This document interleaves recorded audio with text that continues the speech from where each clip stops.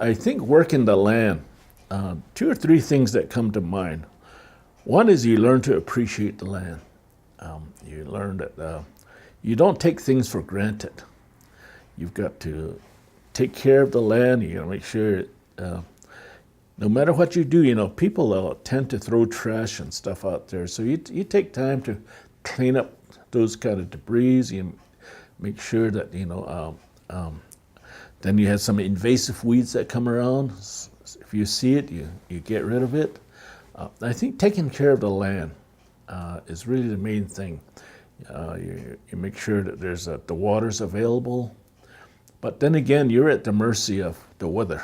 It's always that. But you learn to live with that. You learn to appreciate planning ahead. For the upcoming winter season, like right now, the snow season, you make sure that you have enough supplies so that you're not all of a sudden stuck with emergency situations. So you learn to think at that level, and you learn to say, okay, land-wise, we have grass over here, but we want to rotate our livestock so we don't overgraze one area.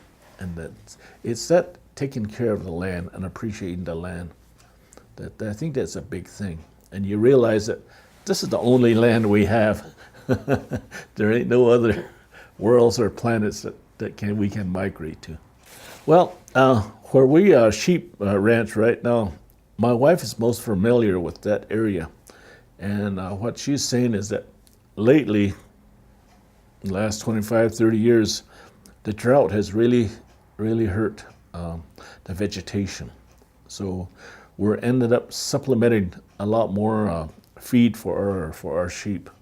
And before, we used to get rain, all the time, and we'd have grass here and there, and those things used to be available. Even up at the mountain, we used to have a good water source, but now the vegetation is very limited, and we have a very small, shallow spring that our animals use. I think the main thing that we've done is we've reduced the number of herd. Okay, we cut down quite a bit as far as the number of livestock we have, and so because we're trying to preserve the land.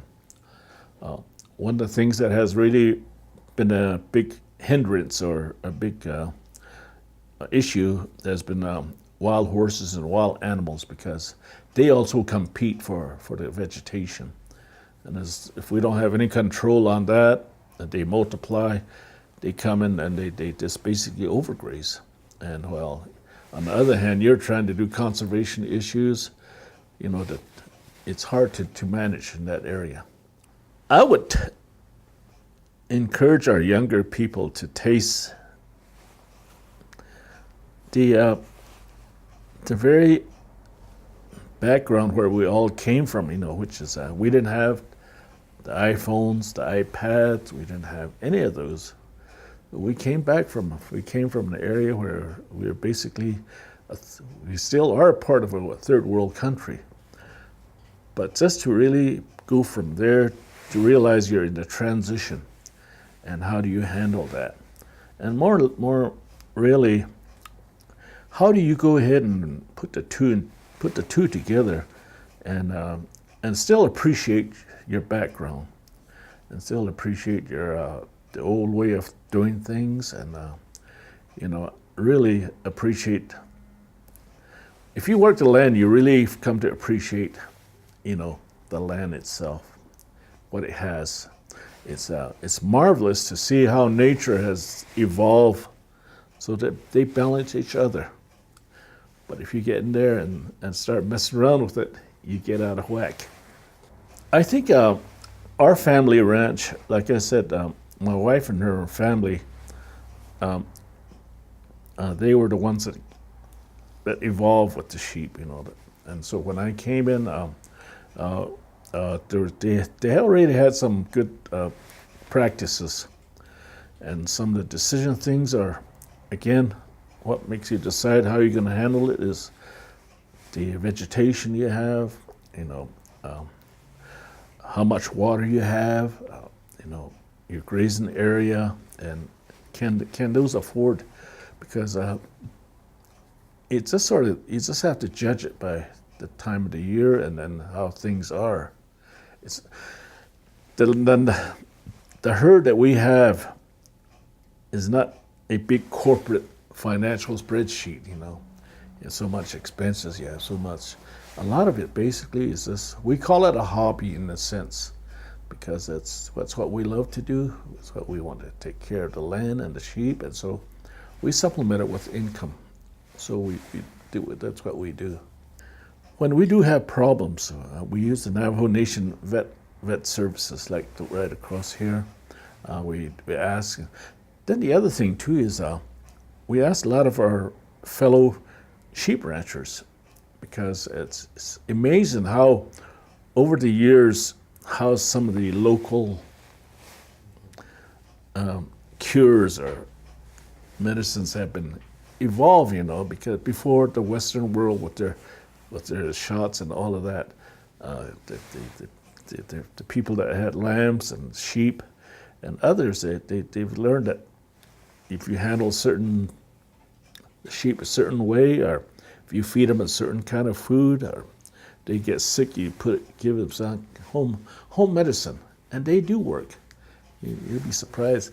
It's just to get from where we're at to here, it's about 60 miles. So, you know, you got to think, okay, you have one little sheep or something's wrong with it. It's 60 miles here, 60 miles back. So is there something you can do at home to take care of that problem? And so it's those are the kind of decisions we have, you know.